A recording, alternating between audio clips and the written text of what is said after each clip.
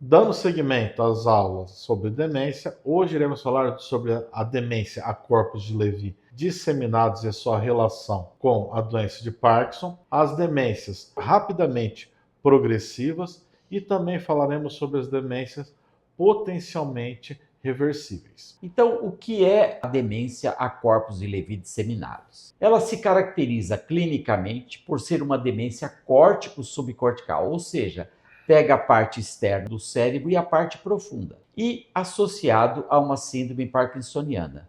Faz parte da demência a corpos de Levy alucinações visuais precoces e duráveis. Flutuações também da performance cognitiva, com quedas frequentes. Substrato histopatológico aparece o corpus de Levy disseminados. Na tomografia ou na ressonância tem um aspecto normal ou com uma atrofia mínima difusa, ou de preferência frontal e temporal. A substância negra aparece acometida por uma despigmentação. Bom, e qual é o substrato anatomopatológico? Há uma grande difusão dos corpos de Levy, como o próprio nome diz, por toda a córtex cerebral, principalmente nas regiões frontais, temporais e parietais, e também nas estruturas subcorticais, como a substância negra.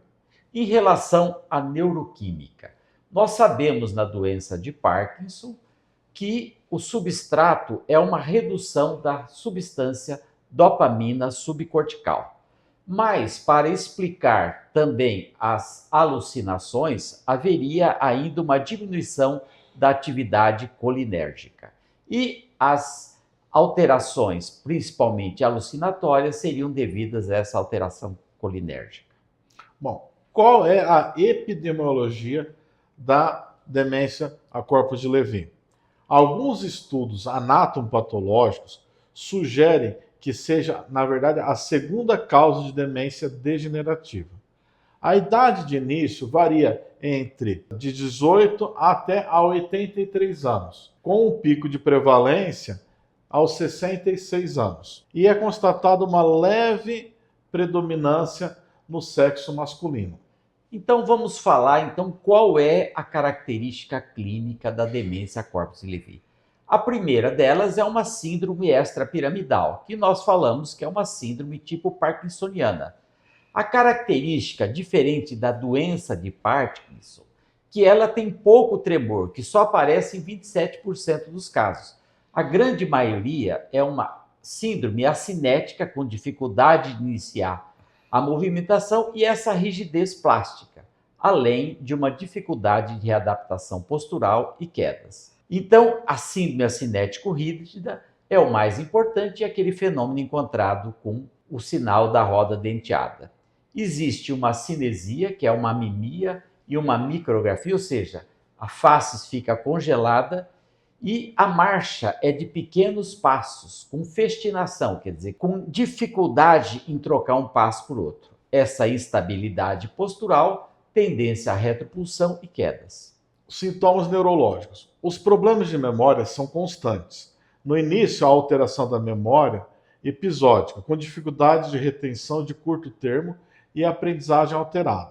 Há alterações também da linguagem, dos atos motores do reconhecimento e dificuldade nos cálculos matemáticos. Alteração também seletiva da capacidade de atenção focal e das funções executivas e perseverações. Flutuação da personalidade, flutuação das performances cognitivas são precoces e acontecem em 80% dos casos. Breves episódios confusionais, diurnos e noturnos inexplicáveis também ocorrem. Bom, nós vimos então que na demência corpus de Levy aparecem as alterações neurológicas, principalmente com uma síndrome extrapiramidal, e problemas psiquiátricos. Quais são os problemas? O problema maior é um quadro alucinatório. E a característica importante é que é uma alucinação muito mais visual do que auditiva.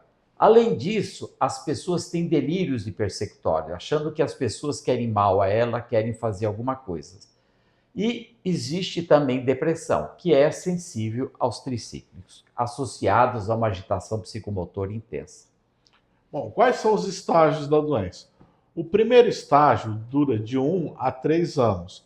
Aparecem problemas mnésticos, ou seja, de memória, leves, episódios confusionais ou delirantes, regressivos, e declínio psíquico progressivo. O segundo estágio, ele apresenta o quê? Problemas cognitivos delirantes que pioram, problemas da consciência e quedas repetidas. O terceiro estágio aparece manifestações psicóticas ou confusionais que se agravam com a demência severa. Existem exames complementares específicos para fazer esse diagnóstico? Infelizmente não. Por quê?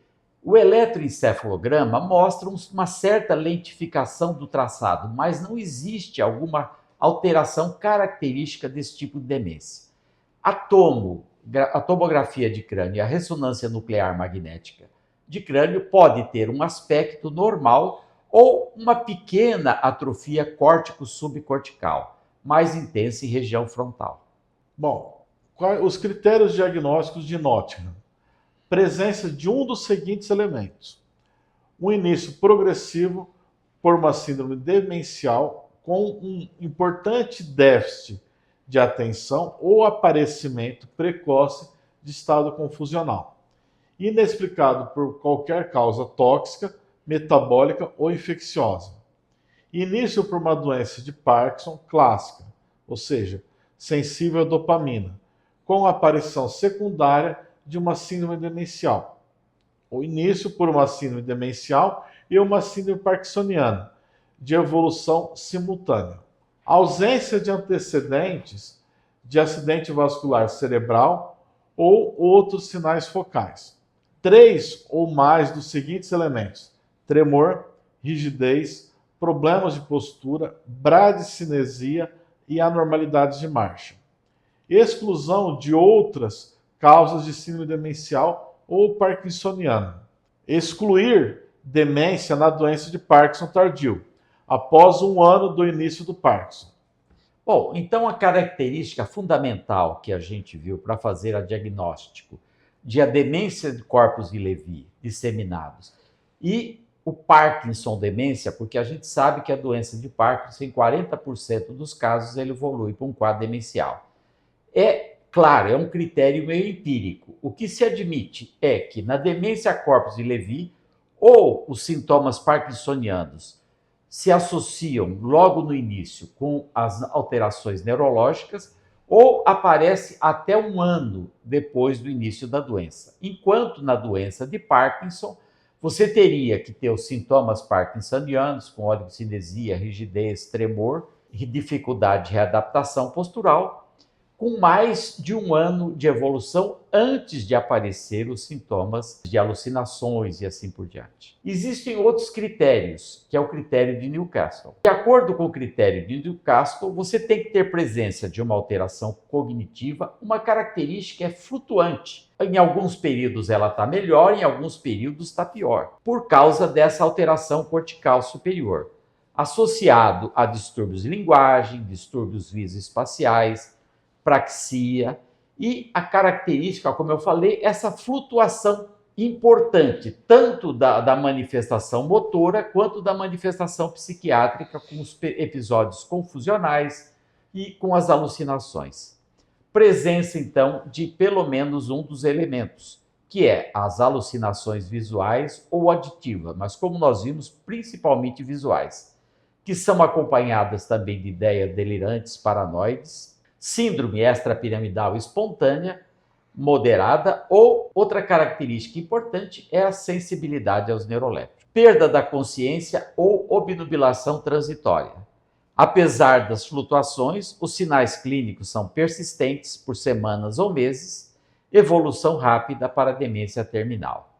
E temos que excluir, claro, outras doenças vasculares, tumorais e assim por diante. Bom, então iremos falar agora sobre as demências rapidamente progressivas. Elas constituem por si um grupo heterogêneo de condições clínicas, neurodegenerativas, vasculares, infecciosas, imunomediadas, tóxicas, metabólicas, tumorais e até cirúrgicas. Bom, então as demências rapidamente progressivas são aquelas que têm um substrato anatômico. A única diferenciação dessas que nós vimos é a doença de Creutzfeldt-Jakob, ou, depois de aparecer na Inglaterra, a doença da vaca louca, chamada doença da vaca louca. Essa é uma demência realmente rapidamente progressiva e ela é causada por a menor unidade viral, que é o prion, o vírus prion vírus, que é a melhor unidade. Ela leva, então, a um quadro progressivo de declínio da memória, uma síndrome confusional bastante importante, tremores pelo corpo todo e evolução rápida, em torno de 6 meses a 1 ano, leva ao óbito. Há nessa doença uma transformação genética, ela pode ser causada geneticamente. Existem casos transmissíveis do contato com o próprio doente e existe uma forma também que era da vaca louca, que era causada pelo consumo de carne de vacas que tinham a pré-doença. Claro, na evolução vão aparecendo sintomas extrapiramidais, vão aparecendo também distúrbios cerebrais, vai havendo uma depressão de nível de consciência, levando até o óbito. Tem um eletroencefalograma que é muito característico, que mostra complexos periódicos de pontas ou ondas lentas agudas e com aspecto pseudoperiódico. Estamos vendo a respeito da doença da vaca louca ou a doença de Creutzfeldt-Jakob. Ela ocorre também geralmente entre os 50 e 70 anos de idade e sem predileção pelo sexo. Bom, vamos falar sobre as demências potencialmente reversíveis. As demências potencialmente reversíveis são doenças que associam sintomas cognitivos ou comportamentais que podem ser resolvidos assim que a causa primária seja tratada, de forma precoce e desde que tenha pouco tempo do sintoma e do diagnóstico. Das formas das demências, as potencialmente reversíveis possuem prevalência de 5 a 10% dos totais de demência. Bom, então nós vimos, existem as demências degenerativas, as demências vasculares, que têm uma evolução lenta e progressiva. Vimos também as demências rapidamente progressivas. O arquétipo maior é exatamente da doença de Creutzfeldt-Jakob. E nós vamos ver que nem toda causa de demência é evolutiva e progressiva, existem as demências que são potencialmente reversíveis. E quais são as causas delas? Causas iatrogênicas, que nós vamos falar depois com mais detalhes. A depressão, causas endócrinas, distúrbios nutricionais, vasculites, distúrbios hidroeletrolíticos e condições cirúrgicas. Certo. Então iremos falar a respeito das causas. Vamos começar por quais são as causas iatrogênicas. A causa iatrogênica é uma das mais constantes, pois muitos dos medicamentos diariamente prescritos podem afetar a cognição, em especial os anticolinérgicos. A retirada desses ou dos medicamentos apresentados podem apresentar melhoras ao paciente. Drogas como opioides, antipsicóticos, antiparkinsonianos, antidepressivos, relaxantes musculares, antieméticos, antivertiginosos e antihistamínicos podem ser uma das causas iatrogênicas.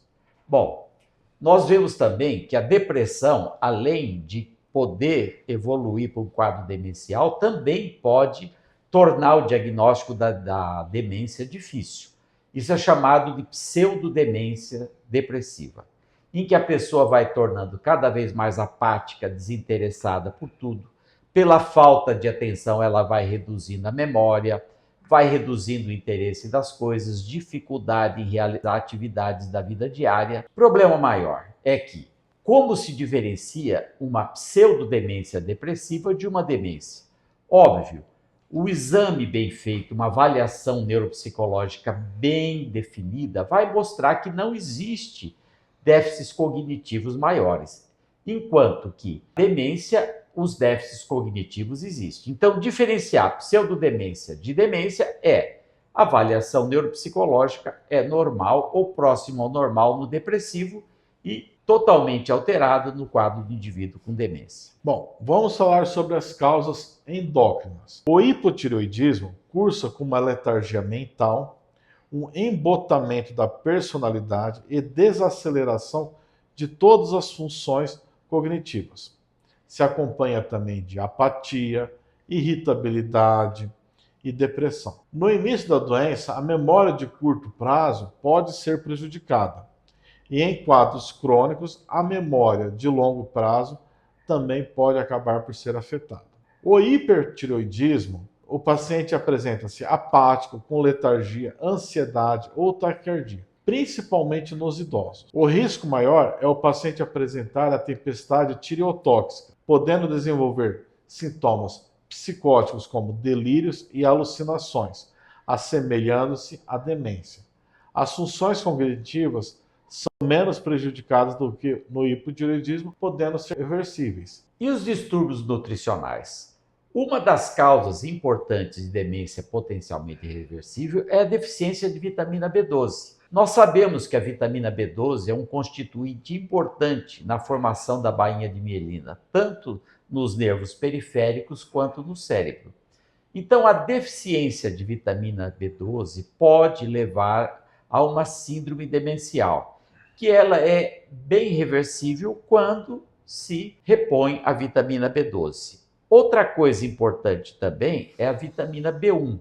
A vitamina B1, ela quando está deficiente, ela pode causar tanto uma alteração, chama encefalopatia de Wernicke, que é uma alteração da motricidade ocular, como aquilo que é a psicose de Korsakoff. A psicose de Korsakoff é um quadro de demência causada principalmente por um déficit de memória recente, sendo que a memória antiga está bem conservada. Outra coisa também é a deficiência de ácido fólico. A deficiência de ácido fólico pode também causar depressão, confusão mental e lapsos de memórias. A deficiência de niacina também causa pellagra e também pode causar um quadro demencial, com desorientação, confusão, alucinação, psicose, uma dermatite.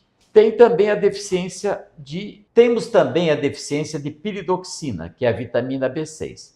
Geralmente é causada por fármacos que inativam a piridoxina, como a isoniazida, que é usada na tuberculose, os anticonvulsivantes, a hidralazina e corticosteroides. Outras causas também de declínio cognitivo são as desnutrição proteico-calórica e má absorção, além do alcoolismo. Quer dizer, todas essas causas são causas potencialmente reversíveis. Bom, outras causas são as causas vasculares. Por exemplo, a vasculite é determinada por uma inflamação, trombose e estreitamento dos vasos, com isquemia tecidual e necrose dos territórios que são envolvidos pela circulação. Lúpus, artrite reumatoide, trombogeite, são algumas das vasculites que podem levar a esse quadro. Em termos de distúrbio eletrolítico, nós temos a hiponatremia, que é uma diminuição do sódio, uma hipocalcemia, que é uma diminuição do cálcio, e uma hipermagnesemia. Todas elas também podem levar a um declínio cognitivo. Também temos os distúrbios cirúrgicos. Por exemplo, a hidrocefalia de pressão normal. A hidrocefalia de pressão normal é caracterizada por uma tríade, que pode ser facilmente reconhecida como um distúrbio de marcha, uma incontinência urinária e demência. Também temos os casos de um hematoma subdural. Em cerca de 60% dos casos de hematoma subdural, apresentam histórias do quê? De desequilíbrio ou queda nas semanas ou até nos meses anteriores. Os pacientes com evolução subaguda, por exemplo, com pouco tempo de duração, podem ter melhora em até 80% das vezes com o tratamento. Tumores cerebrais, os tumores mais comuns são os meningiomas, os astrocitomas, os meduloblastomas, adenoma de hipófise, são outras causas. Bom, causas menos frequentes e mais importantes no passado do que atualmente é a neurosífilis, que ela dava um quadro de paralisia geral progressiva. Mas hoje, com o advento dos antibióticos, ela praticamente deixou de existir. A AIDS, o complexo da AIDS com a demência, também Depois de aparecer, então, o coquetel, houve também uma redução significativa. A neurocisticercose, em alguns casos, também podem causar um quadro de demência reversível. As infecções cerebrais, principalmente as encefalites. As encefalites, principalmente a encefalite herpética, pode levar a um quadro demencial. E a apneia obstrutiva do sono, com aquelas paradas respiratórias, também podem levar a uma hipoxigenação cerebral e um quadro demencial. Espero que tenham gostado. Hoje terminamos a sequência de aulas envolvendo memória e demência. Se gostou, dê um like, deixe sua opinião sobre novos temas que podemos abordar e siga a gente no canal. E fiquem ligados aos próximos conteúdos.